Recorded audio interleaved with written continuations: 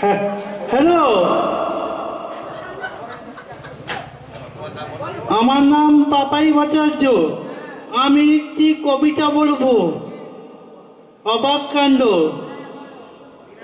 বলতে পারো বলতে পারো, শুনছো দাদা? ওই যে ওটা বড্ডি বুড়ো থাকি, সে নাকি রোজ খাবার সময় হাত দিয়ে ভাত মাখি। শুনছি নাকি খিদেও পাই সারাদিন না খেলে, চক্ষু নাকি আপনি বোঝে ঘুমটিটা মন পেরে।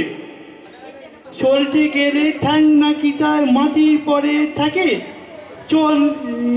কান দিয়ে সব শোনে নাকি, চোখ দিয়ে সব ডাকে। ছয় নাকি সে বন্ধুটাকে শিওর পানি দিয়ে, হয় কি না হয় সত্যি মিথ্যে চলো না দেখি দিয়ে। নমস্কার।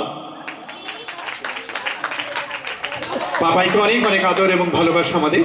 পাপাই এভাবেই হাসিতে খুশিতে সবাইকে ভালোবাসবে, থাকুক।